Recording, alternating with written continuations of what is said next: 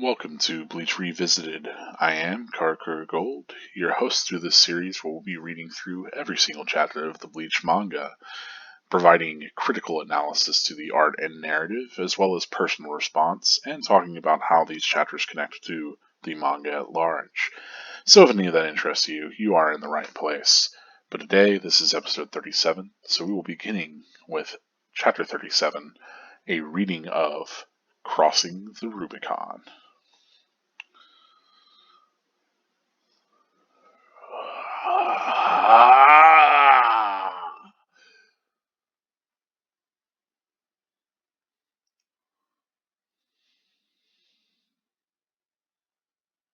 That's one. What's the matter, Kurosaki? Call it off. Get rid of that bait. Be sensible. The bait is spreading on the wind. I can't recall it. The die is cast. Soon, hollows will flock to this town, lured by the bait. Instead of pushing me around, you should be running. It won't be easy to defend an entire town from the hollow hordes. Why, you. A word of warning. Hollows will attack anyone with high spiritual energy. Crap! Hey, where did you go? As I suspected, he doesn't know. Too bad, Ichigo Kurosaki. Your family aren't the only ones with inordinate spiritual gifts. There are others close to you. Since you don't realize that, you'll lose the game, crippled by your own despair. And you'll realize how unfit you really are on the far bank of our Rubicon. Bleach, Chapter 37, Crossing the Rubicon. I won the city tournament and I'm in excellent shape. My training for nationals is going well. The team's spirit is an all-time high, but mine sure isn't. Why is that? There are reasons, but I don't want to tell anybody. Charge it, Hamiya! Why is that? Strike! Strike! Darn, get a grip, you two! For Pete's sake, you're dead! Hey, Arasawa! Break's over, get in here! Us, sensei! Tatsuki, can I talk to you? Oh yeah. I started noticing weird things a couple of months ago when I was over at Orihime's place. I barely remember that night, but I felt something really uncomfortable. I have a vague memory of someone who looked like Rukia wandering through the house. I thought it was a dream at first, but when Orihime told me about it the next day, she'd had the exact same experience. Then, from that day on, we started seeing things. Hazy things at first, but as the days passed, the visions went from vague smudges to something more distinct. Then there was the TV show incident. Ever since that night, I've been able to see ghosts much more clearly than I want to. Hey, look at me! Huh? Ah, get away from me! Tatsuki! Oh, sorry. What is it? Well, it's no big deal, but... Ah! What was that? Was anybody hurt? All the windows on the first floor just shattered. What happened? Let's check it out, Orihime. Oh, okay.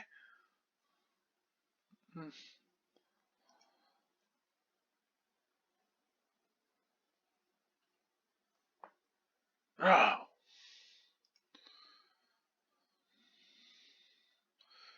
3. Darn. Karen will be out of school by now. She probably went to play somewhere, but where? I've got to protect her.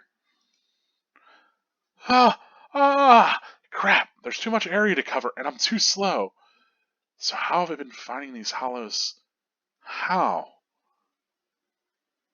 Con, go get that phone thing from Rukia. What? Why should I do what you say? No way. Go get it. Screw you, it's your own head. I hope you have a headache when you repossess it. Ah. 7, 8, 9, 10, 11. Hey, what's wrong, Jed? Uh, Nothing. Mr. Kanoji, please don't move. Hey, Kurosaki, kick the ball! Come on, Kurosaki! Kurosaki! Karakura District. On location, Yokohama. What was it? Oh well, must have been my imagination. That is it for Chapter 37. 37? Yeah, that was right. Crossing the Rubicon. Let us get into talking about this chapter. Getting back to the beginning of it here.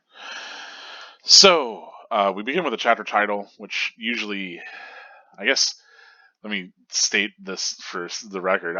Yeah, let's talk about the chapter, by the way. Let's get into the analysis and response. But, getting ahead of myself here.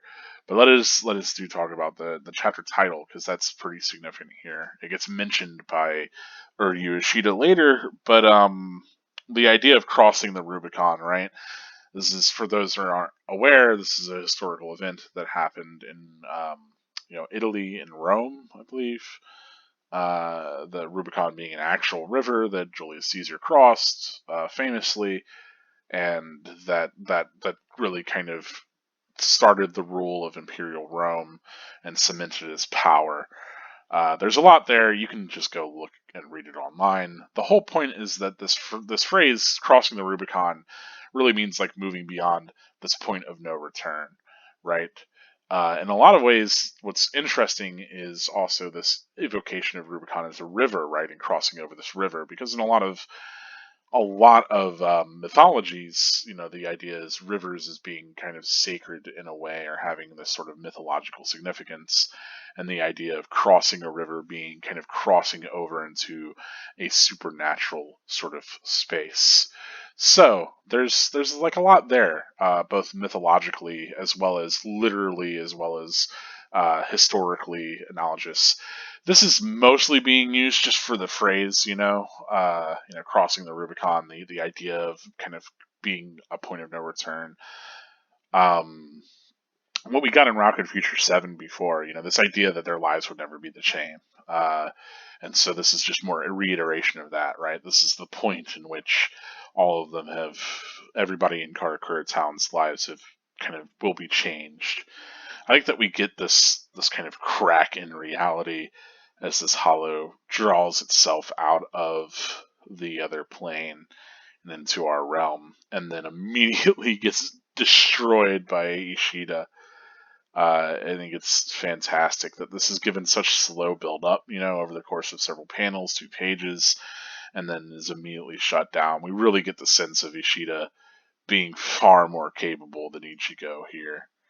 And I love that we come from the exploding of the hollow, and we zoom and kind of telescope back to Ishida standing there with his bow, and then just saying, well, that's one, right? So it really gets us back into where we were previously, with this challenge and with everything starting. I also like that we have this very confident, kind of almost smirking Ishida, framed kind of to the left of here. Here's his hand, and then we get very similarly like Ishida, but being surprised as Ichigo's hand sweeps in to grasp him and throw him to the ground.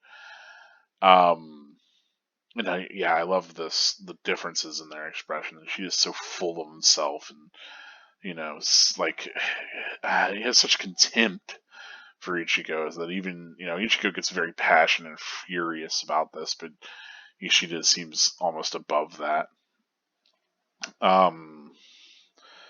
Yet again, we get that power line kind of visuals. You'll see a lot of those, of course, throughout this entire arc. It really again evoking this sense of this being this very urban environment, but it under attack even, and that being like a symbol of the urban environment.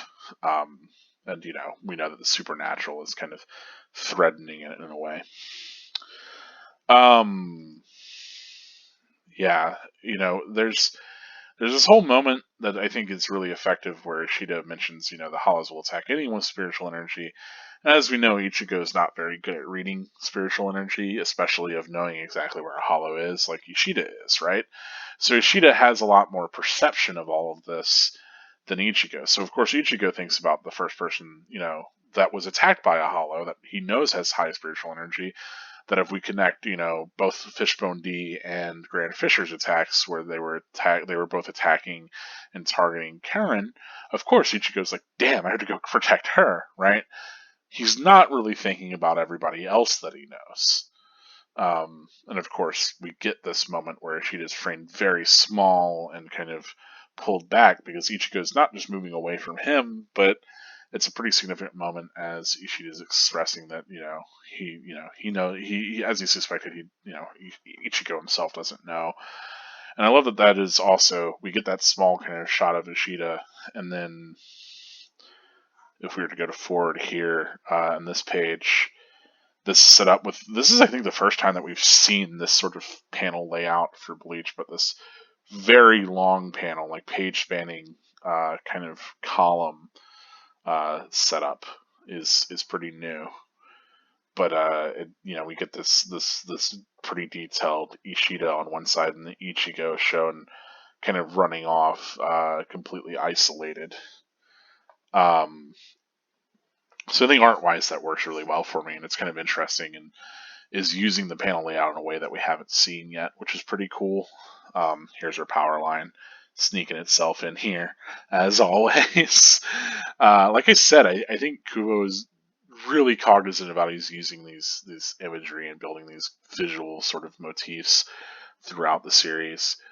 But yeah, we get this reminder that there are other people that have been developing these powers, right? This is something that we were reminded of in the previous arc with Don Kanoji, and it's no wonder why they're in the same volume, though this is, now we're on volume 5, right?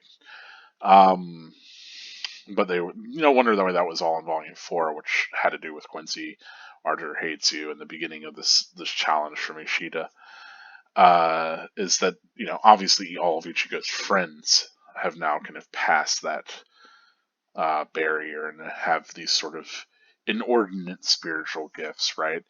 But then we can also think about people like Kisuke. We can think about Rukia. There's clearly other people involved that can perceive hollows, and as we know, have done battle with them. So it's kind of neat to think about. Obviously Ichigo has a pretty one-track line. He's like, I gotta protect my family. He remembers the number one person that's been in the way of hollow threats, but this is kind of neat. Ishida has this whole thing where he says, you don't realize that you'll lose the game, uh, crippled by his own despair. So it's interesting that Ishida's saying that Ichigo is going to lose not because he's incapable, but because he's going to lose these people that he doesn't realize, are like and people that are important to him that would be targeted, which is kind of fucked up. like we really get Ishida as being this real immoral kind of guy right here, right? Where he's doing this knowing that Ichigo won't be able to protect people he cares about, and that people with these gifts will be hurt, and maybe even killed, as a part of this.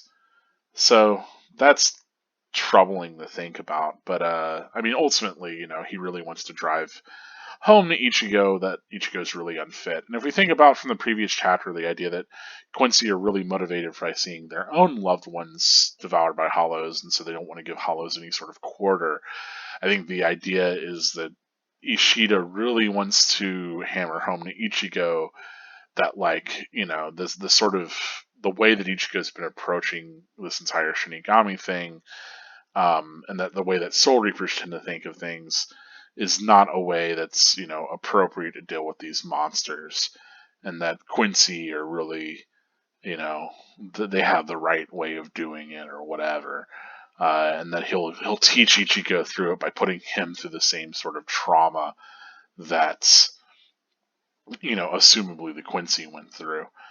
Which is kind of fucked because, as we know, Ichigo's already been through the trauma of losing loved ones to hollows. So, like, very clearly, Ichigo has already had that sort of realization. So I think here Uryu's out of his depth, right? Whenever he's talking about being crushed by this despair and realizing how unfit he is, like it's just Uryu not really realizing who Ichigo is, not really knowing Ichigo's past, and in a lot of ways endangering a lot of people because of his own pettiness or his own insecurities, like what we mentioned before. But again, this far bank of the Rubicon gets brought up, which is why I talked about the title, right?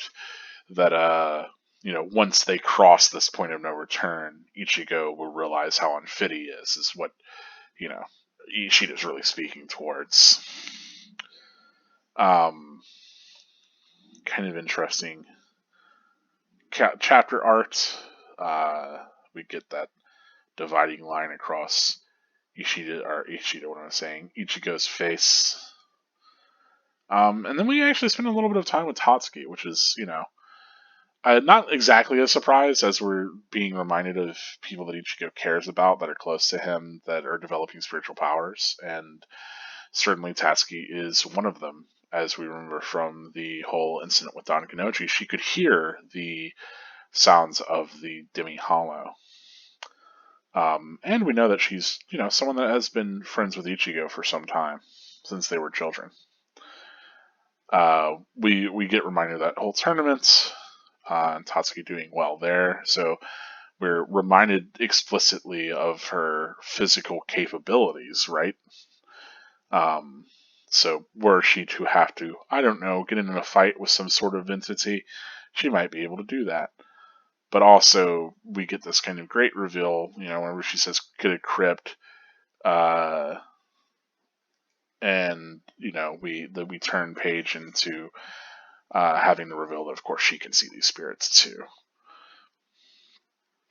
And yeah, she goes to talk to Orihime, and I think it's interesting that they bring up that entire incident before, back at the, in the very first volume, right? Where, whenever Acid Wire attacked Orihime and Tatsuki, that even though Rukia, supposedly changed their memory, they still have vague memories of that. So it's clearly not perfect. But ever since having that sort of life-threatening experience, they came to be more spiritually aware. And since then, they became more perspective, which is kind of interesting. I don't know exactly what's happening artistically in this panel where everything's inverted, right? This idea that they started seeing things, because, I don't think anything here really indicates that. It's a strange use of the art there.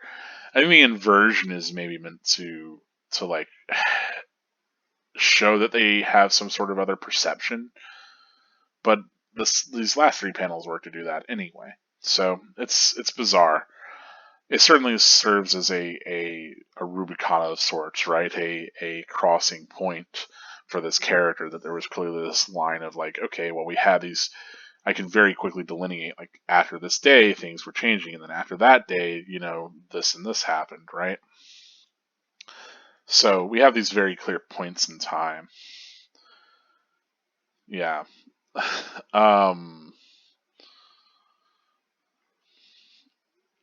It's interesting. Orihime brings up something that she wants to talk about, but then they of course deal with all the glass shattering in their school and the hollows showing up. Orihime is very clear this large crack forming in the sky, and is troubled by it, but we move away from that.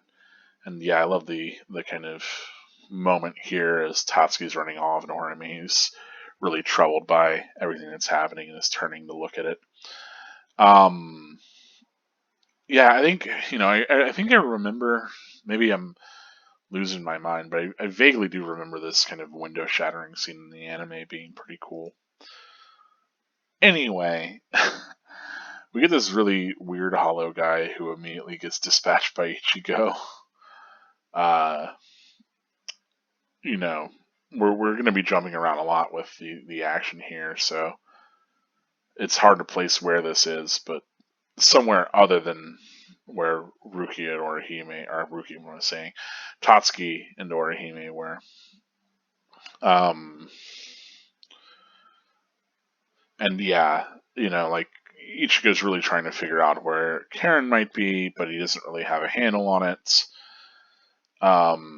He remembers how much he's been relying on that device and on Rukia to help him out, and he tries to get Khan to go and help out, but Khan's overwhelmed by all of this, right? So he just runs off, which is weird because you'd think Khan would want to protect people too, right, and fight these hollows. It's like his very nature. So it's a curious kind of moment there, regardless. As we get reminded, of course, Ichigo's defeated 3 hollows, but here Ryu's already up to 7, and with no surprise, he is now on this bridge over a river. So really driving home that sort of metaphor, as he is literally crossing this river, but doesn't seem to be paying attention to, again, this large fissure in the sky, right?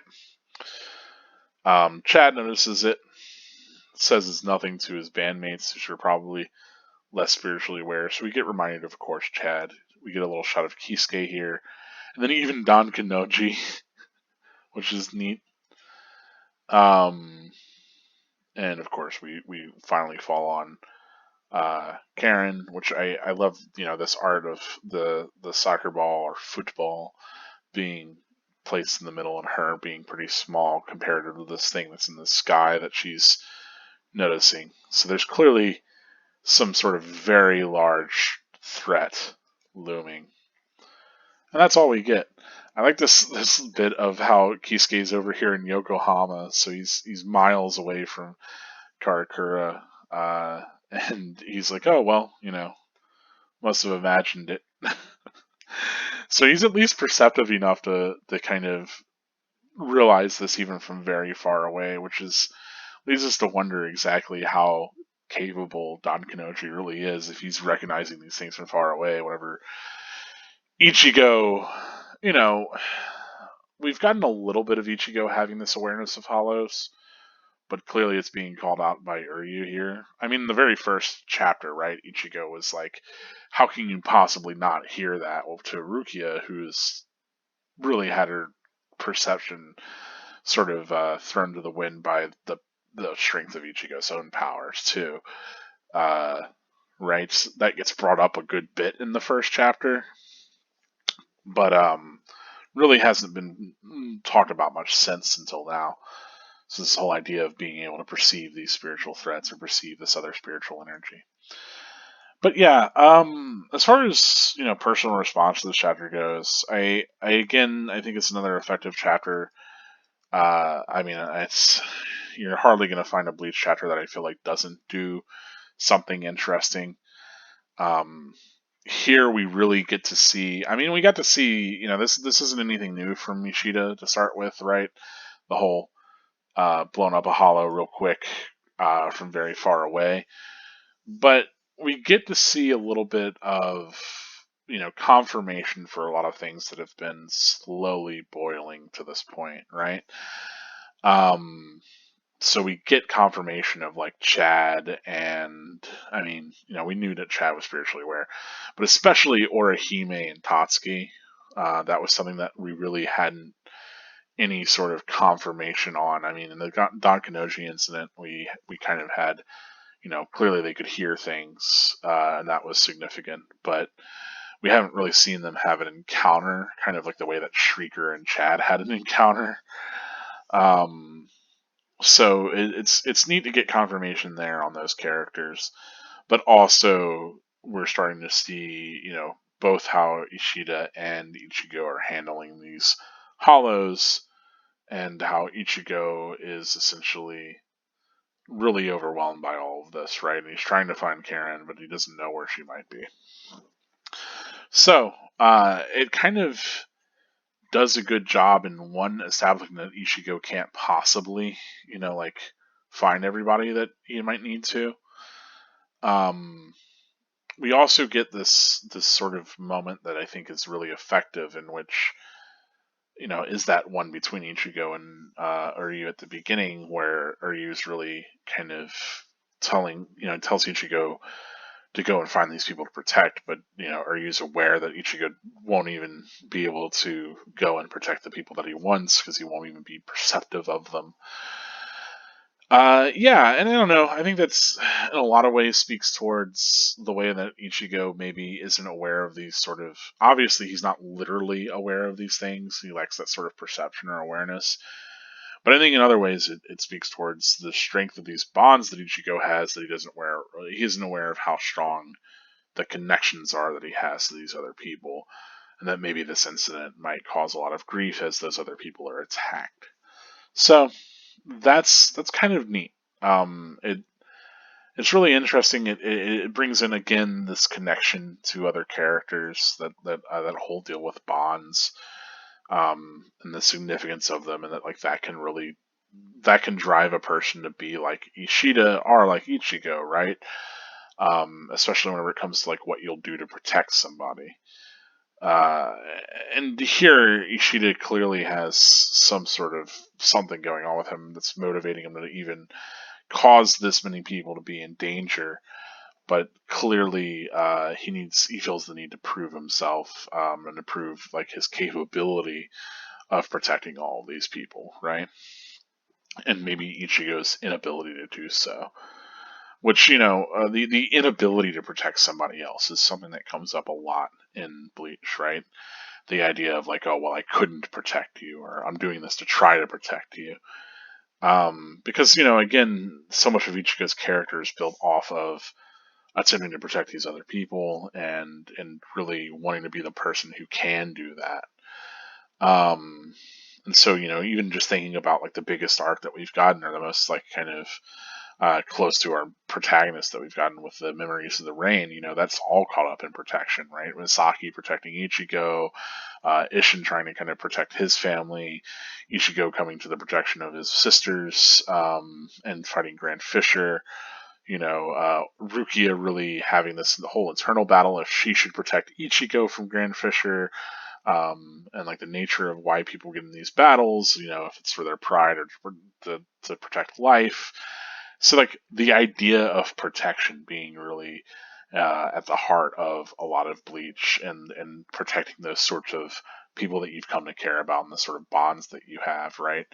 Um, Again, I think the two kind of things at the core of Bleach and all of Bleach is the bonds between these characters and how characters, perceive, interact with those sorts of bonds. So you'll certainly see a lot of the capability of protecting those bonds, but also in manipulating those bonds, and really challenging them in a lot of ways.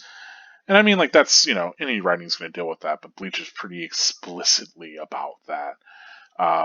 Outside of its larger kind of structure of the individual versus the society, we get that consistent theme of the significance of your connection to other people and what it means to protect those sorts of connections you have. And so this entire arc is throwing that into question, right? And saying that Ichigo's not capable of protecting these things. He's not even aware of these things. How could he be, able to sort of do this? And it's going to give him a lot of grief, which is, like I said, kind of messed up on Ryu's part. But that's all I had to say about the chapter. Again, another one I like. I don't think it's anything hugely stand out emotionally or even artistically for me in a couple of ways. We get that one, like we get a couple of holo designs here that I really feel like they're not as striking as some of the other ones that we've gotten.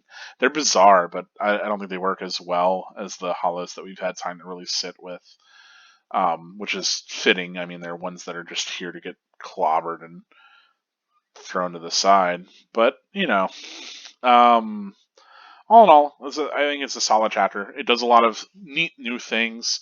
Like usually, whenever I'm thinking about evaluating, whether or not I like a chapter, it's like, okay, well, not only is it obviously how much does it resonate with me, like how much do I personally like feel affected by the chapter, either by like a really cool moment or a piece of dialogue that's significant or an emotional kind of moment that feels resonant, but it's also like, what is this chapter doing that we haven't seen before, right? Is there a moment in the art that is particularly like interesting or unique? Like I said, I did like the way that the previous chapter, I think, had that double like vertical panel. I think that was kind of cool. But I don't know that there's, anything in here that's like particularly unique. There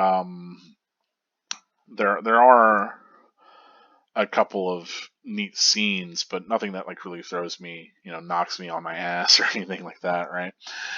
Um, but then also, the other big thing is like, storyline wise or character wise, like what are we learning? What's new from this? And so whenever I really kind of try to judge the value of a chapter, I'm looking at those different things. The art, the narrative, as well as, my own personal feelings, which is that's why I talk about in this series, right? And I think, like I said, what this chapter is most effectively doing is kind of building those narrative moments and building those character moments, which is why I can't begrudge it. Like, yeah, it's not my favorite one, but it's not a bad chapter at all. I think it's solid. So, that's as much praise as I'll heap on it. But I could see how people might not be excited about certain moments or whatever. We talk about like what works best for you, and your personal reading is always going to vary. Anyway, let us get into talking about spoilers, talking about foreshadowing, how this connects to the rest of Bleach. And I'm not sure that I have a ton to say in this one. I think obviously this is building towards. Sorry about that. It's building towards the Grand Fisher, or not Grand Fisher. What am I saying? The Minos Grande appearing, right? Um, doo. It'd be interesting if the holobait ever got used again, but I'm pretty sure it doesn't. This idea of Ichigo not being really aware that, like, there are these other people with these spiritual powers that are close to him, and he'll become crippled by his own despair, and he'll realize how unfit he is. Again, all of this really feels like stuff that gets brought up in other arcs, like especially in the Arrancar arc. We get a lot of Ichigo kind of despairing as he feels like he's unfit, and maybe even thinking about like the Lost Agent arc as well, right? There's certainly that sense of Ichigo feeling like he's not capable enough, and he has to really push himself, and really is questioning how fit he is for this role, and the other people that are being put into these moments of fret. I thought this double row was in the previous chapter, but here it's in this one. Get all mixed up. But yeah, maybe there is a thing of new artwork that I appreciate here. Anyway, um, yeah, kind of interesting Ichigo lip bit there. Again, we talk about all this build up for Tatsuki, and it's kind of lame that she doesn't end up doing anything with it. Um, not everybody can grow. So I can understand why, whenever it's like, okay, who should we bring forward in the series? Going with Orihime over Tatsuki, especially whenever you think about like what all these characters have done so far and what they bring to the table,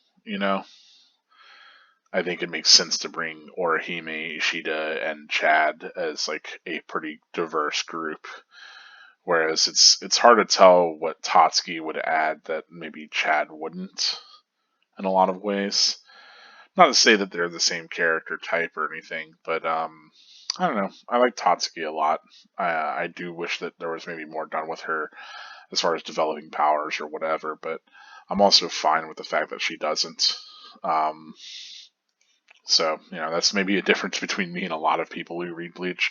Because very clearly she's being developed, at least to a certain extent. Like, obviously different from Chad, who got an entire arc dealing with Shrieker. But, there is so much of this early POV stuff from Tatsuki's perspective and her developing these powers alongside Orihime. But I think ultimately that's to put them both into these situations where they're being threatened and, Orihime or Chad can respond. I'm pretty sure it ends up being that Karen and Chad are the ones that group up in this volume, are and in the whole like attack. I think Bulbous Chi attacks them, and then what is it? Cruel Chandelier or whatever it's called. Numb Chandelier attacks Tatsuki and Orihime. I'm pretty sure that's how that goes down. But it's been, again, a while since I've read these chapters or even watched the anime. So I'm curious what Orihime was going to bring up there.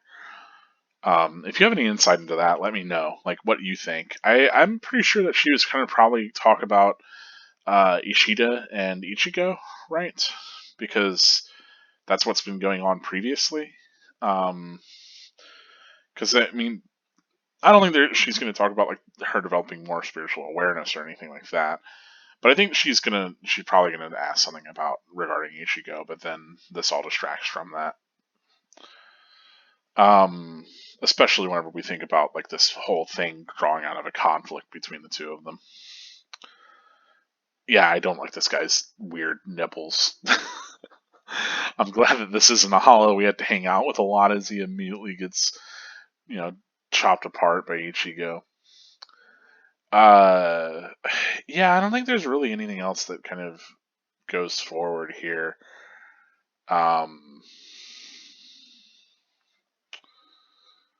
Yeah, I'm trying to consider if there are really any other moments. Obviously, Chad and you know, Orihime Tatsuki, like I said, they'd all get involved in this. Kisuke, not so much. I like that Don Kunoji gets mentioned there. And yeah, Karen. So this is really just ultimately setting up for a lot of what we're going to be getting in the next couple of chapters. As we get this sort of tear in reality, or this sort of Garganta. Does that count as a Garganta? I always think about the ones that are used by the Iran car, right, where it looks like kind of like large teeth, like slivers, or like sheets of paper pulling out of reality. But soon we will get the Minos Grande, which is a pretty cool design. But anyway, that's it for this chapter. Not a lot to say on this one. Shorter video. As always, thank you for following me throughout this entire journey through Bleach. I really do appreciate you watching these videos.